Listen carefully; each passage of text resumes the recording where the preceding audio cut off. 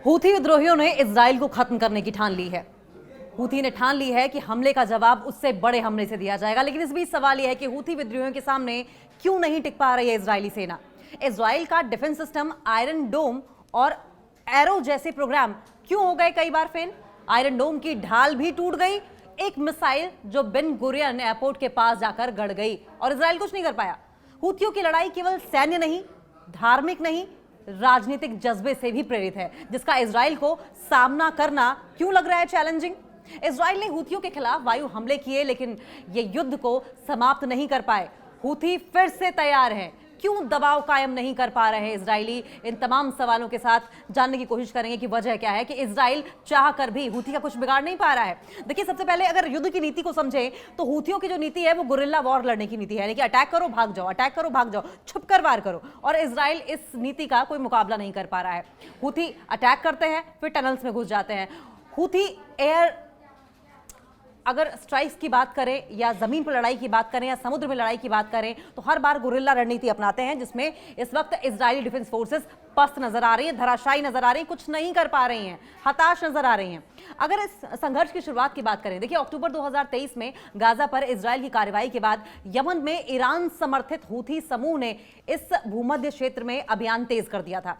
खासकर मिसाइल से अटैक किए गए, ड्रोन हमलों के जरिए अटैक किए गए और ये जो टेंशन थी वो बढ़ती रही। फिर लाल सागर में अटैक होने लगे। देखिए, हूथियों ने इजराइल से जुड़े और भी कई अन्य जहाजों पर अटैक किया, एक एक करके उन्हें टारगेट करना शुरू किया। जैसे कि हम पहले भी कह चुके हैं कि हूथियों की पॉलिसी की अगर बात करें, अटैक करो छुप जाओ, अटैक करो भाग जाओ। और इसी तरीके से समुद्र में भी, रेड सी में भी इजरायलियों के कई जहाजों को अटैक किया गया, कई जहाजों पर हमला किया गया, जिससे कि उनके जो समुद्री कारोबार था उसको बहुत नुकसान हुआ। तेल परिवहन के जो मार्ग थे उसमें लागत बढ़ने लगी, कम्यूटिंग में बहुत ज़्यादा खर्चा होने लगा।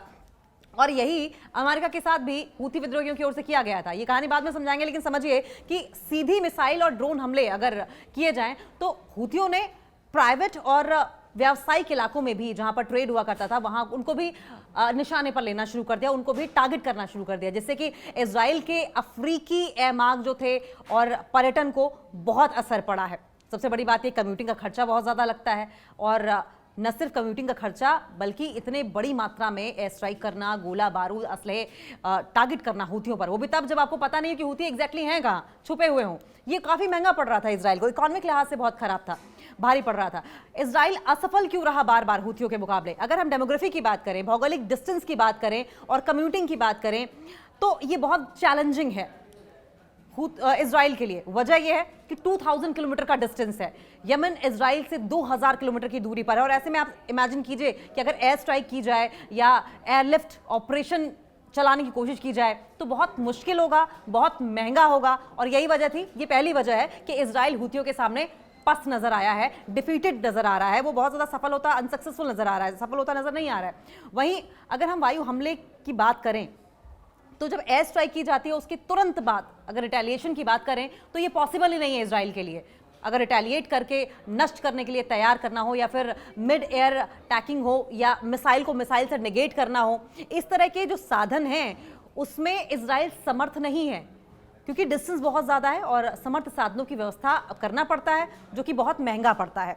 यमन से इजराइल तक हमले चलाना ये सिर्फ दूरी की बात नहीं है, बल्कि काफ़ी महंगा और अगर स्ट्रेटेजिक लिहाज से बात की जाए तो रणनीतिक रूप से काफ़ी ज़्यादा डिफिकल्ट भी है। इसकी योजनाओं में मध्य हवा में रिफ्यूलिंग, अब देखिए अगर इतना डिस्टेंस है 2000 किलोमीटर का, तो जाहिर है कि कोई भी जेट होगा, कोई भी फाइटर प्लेन होगा, उसको आपको लैंड करना ही पड़ेगा कहीं ना कहीं। ऐसे में आप कहाँ लैंड करेंगे? आप इसको समुद्र में लैंड करेंगे या किसी ऐसी कंट्री में लैंड करेंगे जो आपकी फ्रेंडली हो।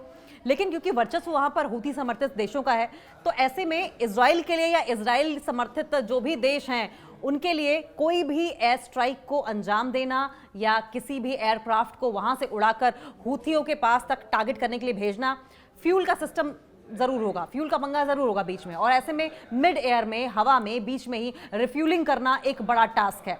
साथ साथ सीक्रेट डेटा कैसे वो किया जाए, सीक्रेट डेटा एक्यूमुलेट करने में इजराइल फेल रहा है, लॉजिस्टिक्स एक्यूमुलेट करके हूथियों पर अटैक करने में फेल रहा है।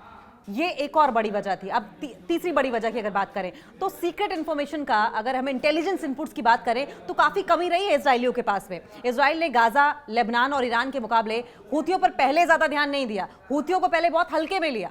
जिससे कि उनकी खुफिया जानकारी कमजोर पड़ती चली गई और अपर हैंड इस वक्त हूथियों का दिखाई दे रहा है इजरायली सेना पर, आईडीएफ पर। अब यमन की अगर जटिल भौगोलिक और जनजातीय संरचना की बात करें तो कमजोर संचार नेटवर्क खुफिया कार्य को मुश्किल बनाते हैं। तो ऐसे में इजरायली डिफेंस फोर्सेस को क्या करना चाहिए था? पहले वो जानकारी जुटाते, एक्यूमुलेट करते और फिर इंटेलिजेंस इनपुट के हिसाब से रणनीति अगर बनाते तो संभवतः वो हूथियों का मुकाबला कर भी पाते। खुफिया और रणनीति की कमी कहीं ना कहीं दिखाई दी है। देखिए, इजराइल ने अन्य रणनीतिक दुश्मनों जैसे कि हमास की बात करें या हिजबुल्लाह की बात करें या ईरान की बात करें, हूथियों को बहुत सीरियसली नहीं लिया था, जिसका खामियाजा उन्हें बाद में भुगतना पड़ा। इसका खुफिया विश्लेषण कमजोर रहा हूथियों को लेकर और जिसकी वजह से जो भी एक्शन इजराइल की ओर से लिया गया वो बहुत ही फोकस नहीं था, बहुत ही यूनाइटेड नहीं था। ग्राउंड पर उसका बहुत असर देखने को नहीं मिला। सबसे बड़ी बात यह है कि गतिशील संरचना जो है और अगर सेंटर के लिहाज से बात की जाए तो उसमें भी इजराइल फेल रहा है। हूथियों के पास मोबाइल लॉन्च सिस्टम है जो कि तेजी से स्थान बदलते हैं, इन्हें नष्ट करना बहुत मुश्किल होता है। उनके नेटवर्क में क्षेत्रीय और जनजातीय आधार पर फैलाव है। इन्हें खत्म करने के लिए मल्टी फ्रंट अभियान की जरूरत तो होती ही है, लेकिन साथ साथ एक अच्छी स्ट्रेटेजी की भी जरूरत होती है। लेकिन अगर इस टेक्नोलॉजी की अगर बात करें तो इजराइल के पास नहीं है।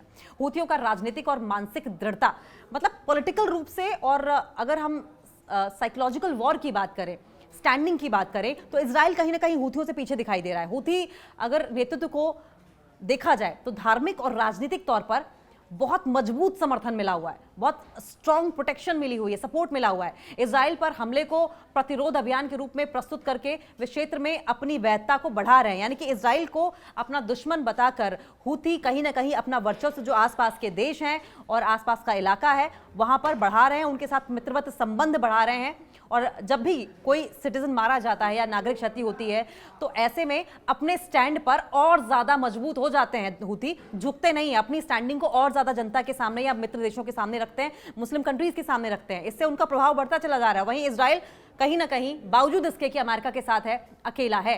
कई जगह, कई वॉर फ्रंट्स पर लड़ाई लड़ता इजराइल नजर आ रहा है। अब अगर एयर स्ट्राइक की बात करें, हवाई रक्षा प्रणाली की बात करें, तो उसमें असमर्थ दिखाई दे रहा है। और उसका आपने अभी भी एग्जाम्पल देखा होगा कि किस तरीके से इजरायली डिफेंस फोर्सेस का डिफेंस सिस्टम था आयरन डोम, इसके अलावा एरो और थार्ड जैसे उनके जो एडवांस डिफेंस सिस्टम्स रहे हैं, हूथियों की कुछ मिसाइलें बहुत ही सक्सेसफुली इनको टारगेट कर पाई हैं और वो उन्हें ना डिटेक्ट कर पाए ना निगेट कर पाए, टारगेट करके उन्हें गिरा दिया। और यही वजह है कि अपर हैंड की अगर बात करें, एडवांसमेंट की बात करें, तो हूथी यहां पर भी इजरायलियों के आगे हैं। जैसे कि अभी आपने देखा था कि बेन गुरियन हवाई अड्डे के पास किस तरीके से हूथियों द्वारा अटैक किया गया था, काफी नुकसान हुआ था इजराइल को उसमें। स्थैतिक रणनीति और व्यापक जवाब की कमी भी दिखाई देती है। अब देखें, इजराइल ने केवल वायु और मिसाइल स्ट्राइक पर अपनी निर्भरता दिखाई है। सबसे बड़ी बात यह है कि वायु और मिसाइल स्ट्राइक पर, यानी कि ग्राउंड से कोई लेना देना नहीं, और हो भी कैसे, डिस्टेंस इतना ज्यादा है, लगभग 2000 किलोमीटर का, और समुद्र में नाक में दम किया हुआ है हूथियों ने इजरायलियों के। कोई जमीन अभियान या अंतर्राष्ट्रीय गठबंधन रणनीति नहीं बनाई गई। लेकिन अंतर्राष्ट्रीय गठबंधन रणनीति की अगर हम बात करें तो आपको वो समय याद होगा जब अमेरिका ने भी हूथियों पर अटैक करना शुरू कर दिया था। लेकिन हाल क्या हुआ, अमेरिकियों को पीछे हटना पड़ा, बैकफुट पर आना पड़ा, और उल्टा बजाय कि इजराइल के साथ खड़े रहने के इतना ज्यादा नुकसान हो गया, कई अरब डॉलर्स का नुकसान हुआ है, जिससे कि अमेरिका को भी समझ में आ गया कि हूथियों से पंगा लेना उनके कम से कम हित में तो नहीं है, बेनिफिशियल नहीं रहेगा उनके लिए। हुआ क्या, बैकडोर से दोनों ने हाथ मिला लिया। अमेरिका ने हूथियों के सामने झुकते हुए उनके साथ ट्रीटी कर ली। अब एक तरीके से कह लीजिए कि हाथ मिला लिया, संधि एक तरीके से कर ली, उनके सामने झुक गए, ये कहना गलत नहीं होगा। लेकिन अगर एक्सपर्ट्स की माने तो एक्सपर्ट्स का सुझाव ये रहा है कि अमेरिका, ब्रिटेन, सऊदी अरब और इजिप्ट के साथ मिलकर व्यापक रणनीति अपनानी चाहिए थी, जो कि नहीं अपनाई गई। वजह यह है कि अमेरिका कभी भी ट्रूप्स ऑन ग्राउंड उतारता ही नहीं है, और ऐसे में हमेशा युद्ध को हवा देना, आग को हवा देने का काम अमेरिका करता रहा है, जो कि यहां पर भी नजर आया। यहां पर भी बैकफुट पर अमेरिका नजर आया, इजराइल का साथ देते देते पीछे हट गया। सिर्फ हवाई बातें, हवाबाजी की, हम आपका साथ देंगे, हम आपको हथियार देंगे, ये देंगे, वो देंगे, लेकिन वास्तविकता के दरार पर सब कुछ जीरो। अमेरिकी और अन्य देशों के साथ तालमेल भी काफी चैलेंजिंग रहा है इजराइल के लिए, जिसमें रणनीतिक और राजनीतिक मतभेद भी शामिल है। कई बार ऐसा होता है कि चाहे ब्रिटेन की बात कर ले, इजिप्ट की बात कर ले, या सऊदी अरब की बात करें, या अमेरिका की बात करें, जब इजराइल के मसले पर बातचीत होती है तो सब अपना हित देखते हैं, और हित देखने के चक्कर में कहीं ना कहीं इजराइल का ये जो स्टबन नेचर है, कुछ मामलों में नेतन्याहू का स्टबन नेचर है, वो भी आड़े आता है, और बनी बनाई जो रणनीति है वो फेल होती दिखाई देती है। राजनीतिक मतभेद खुलकर सामने आते रहे हैं, और इसके अलावा एक और कारण यह है कि आर्थिक प्रभाव और रणनीतिक परिणाम जो हैं वो ढंग से सामने नहीं आ पा रहे हैं। हूथियों के हमलों ने इजराइल के न सिर्फ पर्यटन को तबाह कर दिया है, आर्थिक गतिविधियों को तबाह किया है, वहां के पोर्ट्स, बंदरगाह संचालन को भी बहुत बुरी तरीके से प्रभावित किया है, जिससे कि वहां की इकोनॉमी को काफी असर पड़ा है, उनकी इकोनॉमी को काफी नुकसान हुआ है। इन हमलों ने इजराइल की सैन्य शक्ति की धारणा को बड़ा चैलेंज किया है, जो उनकी मिलिट्री पावर है, क्योंकि इजराइल को जाना जाता था ढूंढकर, घर में घुसकर, कई साल तक पीछा कर कर अपने दुश्मन को मारने के लिए जाना जाता था। लेकिन अब जिस तरीके की इस वक्त रणनीति इजराइल की ओर से अपनाई जा रही है, ऐसे में सवाल उठने लगे हैं उनकी मिलिट्री पावर को लेकर भी। उनकी मिलिट्री पावर की जो धारणा थी, वो चैलेंज उसको दिया है हूथियों ने। जो इमेज बनी हुई थी इजराइल की कि घर में घुसकर ढूंढकर कई सालों बाद मारते हैं, इसको चैलेंज कर दिया है, उस इमेज पर क्वेश्चन मार्क लगा दिया है हूथियों ने, जबकि अन्य ठिकानों पर उसने श्रेष्ठ कार्य किए हैं। देखिए, टेक्नोलॉजी की अगर बात करें या हम साइकोलॉजिकल कैपेबिलिटीज की बात करें, तो हूथियों ने विमान और मिसाइल हमले लगातार तेज किए हैं।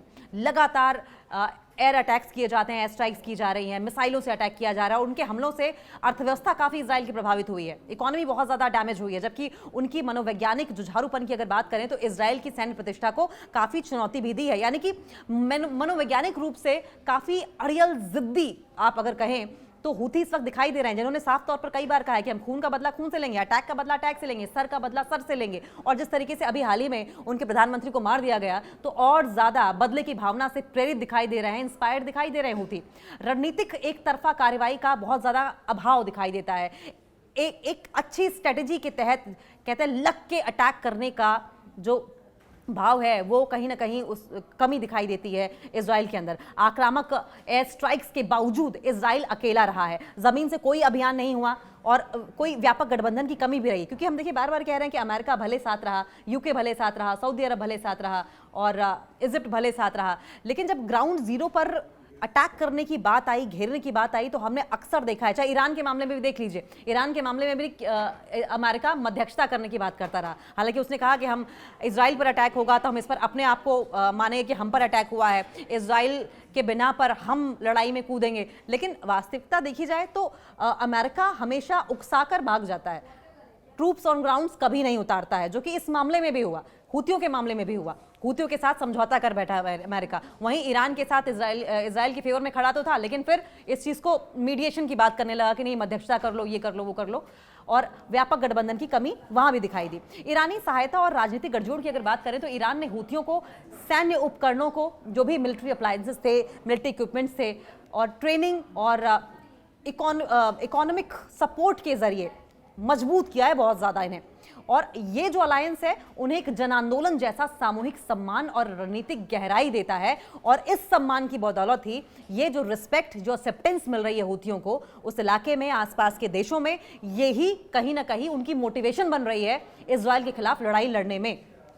रणनीतिक समाधान की बहुत ज्यादा आवश्यकता है इस टाइम पे, बहुत ज्यादा जरूरत है। कई एक्सपर्ट्स का ये कहना है कि सैन्य कार्रवाई अकेले समस्या का समाधान नहीं होती है, राजनीतिक समझौता बहुत इंपॉर्टेंट फैक्टर है, खासकर गाजा में जो टेंशन है उसको शांत करने को लेकर एक टिकाऊ समाधान निकालने की कोशिश की जानी चाहिए, और ये समाधान हो भी सकता है। यमन के हूथी विद्रोहियों और इजराइल के बीच लड़ाई तेज हो सकती है। अपने पीएम और कई सीनियर अधिकारियों की इजरायली हमलों में मौत के बाद हूथियों ने इसका बदला लेने की कसम खाई है। यमन में हूथी विद्रोहियों द्वारा अभी हाल ही में आपने देखा था किस तरीके से यूएन के 11 ऑफिसर्स की गिरफ्तारी ने पूरे इंटरनेशनल कम्युनिटी को चौंका दिया था, और यह घटना यमन में चल रहे सिविल वॉर, गृह युद्ध और अंतर्राष्ट्रीय शांति के जो तमाम प्रयास थे उनके संदर्भ में बहुत इंपॉर्टेंट है। यमन के हूथी विद्रोहियों ने अभी हाल ही में जिस तरीके से ताज़ा दमन अभियान में कम से कम 11 संयुक्त राष्ट्र कर्मियों को गिरफ्तार किया है, यमन के हूथी विद्रोहियों ने रविवार को संयुक्त राष्ट्र कार्यालय पर पहले रेड की और उसके बाद कम से कम 11 संयुक्त राष्ट्र कर्मियों को गिरफ्तार किया, जो कि ईरान समर्थित समूह द्वारा मानवीय कार्यकर्ताओं पर किए गए ताज़ा दमन का हिस्सा माना जा रहा है। लेकिन यह हमला हूथी विद्रोहियों को गुस्सा था, क्योंकि अटैक में उनके पीएम को दर्दनाक तरीके से मार दिया गया था। इजराइल की सेना ने यमन के सना शहर में हूथी विद्रोहियों पर अटैक किया, जिसमें हूथी सरकार के प्रधानमंत्री समेत कई कैबिनेट मंत्री मारे गए। हमले में हूथी सरकार के पूरे प्रशासन का सफाया हो गया। वहीं नए कार्यवाहक प्रधानमंत्री भी अब अपॉइंट कर दिए गए हैं, नियुक्त कर दिए गए हैं। इस हमले के बाद हूथी नेताओं ने इजराइल के खिलाफ बदले की भावना, प्रतिशोध की धमकी दी। उन्होंने कहा कि हमला कायराना था और इसके जवाब में हूथी समूह इजराइल पर हमले बढ़ाने का इरादा रखता है, यानी कि अब और अग्रेसिव दिखाई देगा हूथी इजराइल को लेकर हूथी विद्रोही समूह की इजराइल के खिलाफ प्रतिशोध की योजना बहुत पहले से ही है, लेकिन अब उनके प्रधानमंत्री और कई मंत्रियों को मारे जाने के बाद इस आग को और भड़का दिया है इजराइल ने। ईरान के समर्थन और क्षेत्रीय राजनीति के साथ जुड़ी हुई उनकी जो, अगर हम मिलिट्री रिस्पांस की बात करें तो बैलिस्टिक मिसाइलों और ड्रोन हमलों के रूप में और ज्यादा अग्रेसिव तरीके से अटैक्स इजराइल पर किए जा सकते हैं। इजराइल के खिलाफ एक गंभीर चुनौती बन सकती है हूथी। और इस पूरे अगर इंसिडेंट को देखें, इस पूरे घटनाक्रम को देखें तो ये रीजनल इंस्टेबिलिटी को और ज्यादा बढ़ा सकता है और यमन जैसे संकटग्रस्त देशों में और ज्यादा मानवीय संकट गहरा कर सकता है।